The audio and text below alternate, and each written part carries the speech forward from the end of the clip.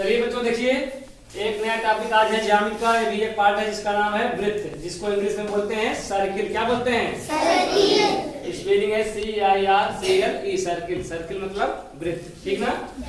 आप लोग जैसे घर पे देखे होंगे, या आप सबके पास सिक्का होता है ना, पैसे वाला, 1 रुपए का, 5 रुपए का, 10 रुपए का ना सिक्का होता है। सिक्का देखे हो। और क्या बोलते हैं घर पे जो जिसमें रोटी बेलते हैं, चकला देखे हो सब लोग ना। चूड़ी देखे हो सब लोग पहनते हो, लड़कियां पहनती है चूड़ी, देखे हो ना।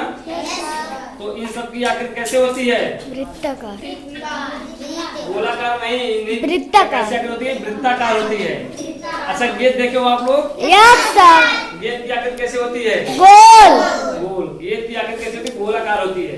लेकिन कैसे हम पहचानेंगे कि कौन सी आकृति गोलाकार है, कौन सी आकृति वृत्ताकार है ना। सिक्का भी क्या होता है? सिक्का भी तो ऐसे होता है, देखो ऐसे होता है। और गेंद भी ऐसे होता है, देखने में लगता है, लेकिन गेंद और सिक्के में अंतर होता है। गेंद की आकृति होती है गोलाकार और सिक्के की आकृति होती है वृत्ताकार। चूड़ी की आकृति होती है वृत्ताकार। चकला जिसपे रोटी बनाते हैं ना, उसकी आकृति होती है वृत्ताकार। क्यों होती है वही बताने चल रहे हैं, अच्छे से समझोगे।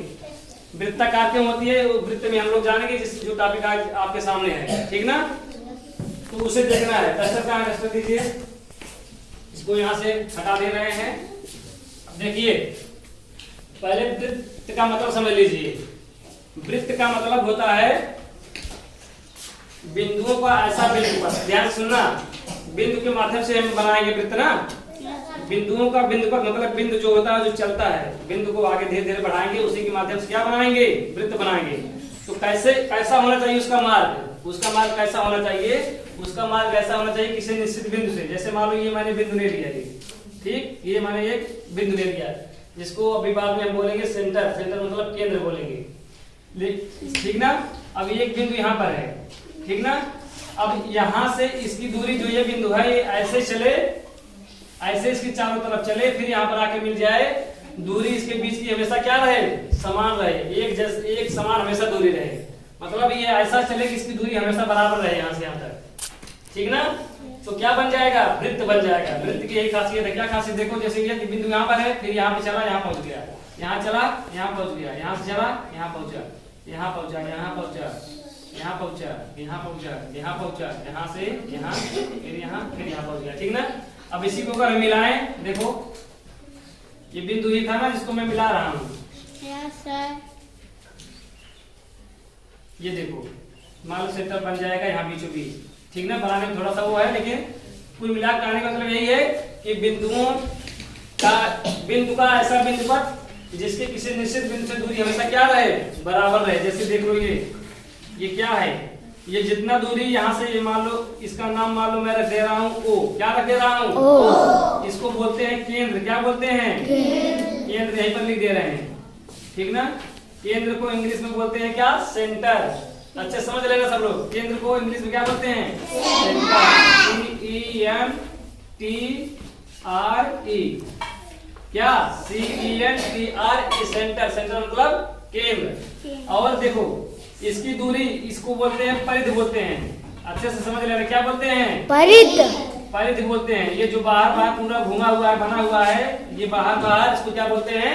परिधि बोलते हैं, ठीक ना। इसकी इंग्लिश होती है सर्कमफ्रेंस। देखो CIRCUMFERENCE,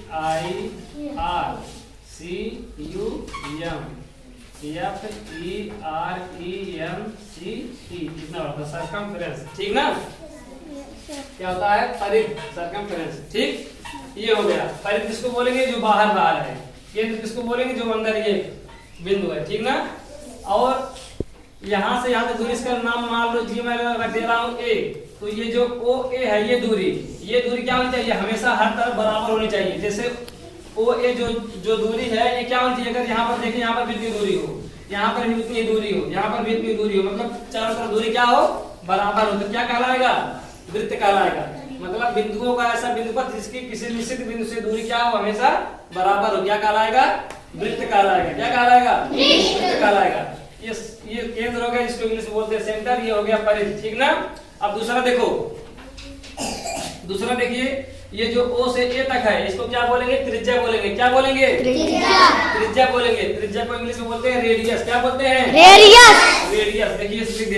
त्रिज्या यहाँ से यहाँ तक, यहाँ से यहाँ तक क्या हो गया, त्रिज्या हो गया। छोटा लिख रहा है लेकिन अच्छे से ध्यान से देख लेना सब लोग, ठीक ना। त्रिज्या इसको इंग्लिश बोलते हैं रेडियस, RADI, ठीक ना, रेडियस। ठीक, ये हो गया रेडियस बोलते हैं जिसको त्रिज्या हिंदी में। ठीक, ये चीज हो गया, केंद्र हो गया, त्रिज्या हो गया, परिधि हो गया। एक चीज और होता है, क्या होता है, व्यास। क्या होता है, व्यास। व्यास, ठीक ना।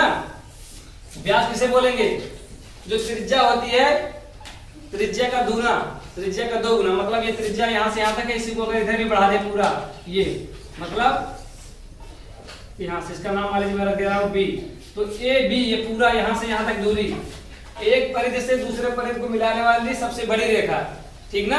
कौन सी, एक मान लीजिए परिधि ये है, दूसरी इधर परिधि भी है, तो यहाँ से यहाँ मिलाओ, लेकिन कहाँ से जाए, वो सेंटर से जाए, केंद्र से जाए, तभी तो सबसे बड़ी रेखा बनेगी। तो एक तो क्या हो जाएगा, ये जो AB है ये क्या हो गया, सबसे बड़ी यही तो है पूरे वृत्त में रेखा, और जो कहाँ से जा रही है, केंद्र से जा रही है, तो ये क्या कहलाएगी, व्यास कहलाएगी। क्या कहलाएगी, व्यास कहलाएगी। ये यहाँ से AB पूरा यहाँ लिख दे रहे, देखो AB, ये जो दूरी है पूरा AB ये क्या है, ये पूरा लिख दे रहे हैं, क्या है, व्यास है। क्या है, व्यास। व्यास, ठीक ना। क्या है, व्यास। तो इंग्लिश में बोलते हैं डायमीटर। डायमीटर क्या बोलते हैं, डायमीटर। लिख दे रहे DIAMETER, diameter, DIAMETER, diameter. Diameter मतलब व्यास हो गया, ठीक ना। सबकी इंग्लिश भी लिख दे रहे हैं, सबका हिंदी भी लिख दे रहे हैं, अच्छे से जान जाओ। इंग्लिश ना जाने तो उसमें हिंदी में सब लोग जान जाएंगे। केंद्र को क्या, इसको बीच में जो बना हुआ है बिंदु क्या बोलेंगे, केंद्र बोलेंगे। ठीक, इसको क्या बोलेंगे, O से A की दूरी को त्रिज्या बोलेंगे। और ये जो बाहर है इसको क्या बोलेंगे, परिधि बोलेंगे। जो पूरा AB है, ये पूरा सबसे लंबी रेखा, दोनों परिधि को मिलाने वाली क्या कहलाएगी, व्यास। ठीक है, ये हो गया। अब इसी में से अगर हम ऐसे बनाते, सब लोग ध्यान देखना, मान लीजिए हम इसको यहाँ से यहाँ तक कट कर दें, यहाँ पर अलग से बना दे रहे, देखो इसी को कट करते हैं ऐसे। इसका नाम मैंने जो यहाँ पर काटा, इसका नाम मैंने रख दिया A, इसका नाम मैंने रख दिया B। यही वाला यहाँ से यहाँ तक काट करके मैंने यहाँ पर रख दिया ना। इसको क्या बोलते हैं, इसको बोलते हैं चाप। क्या बोलते हैं, चाप। चाप, ठीक ना, सुने होगे ना। क्या बोलते हैं, चाप।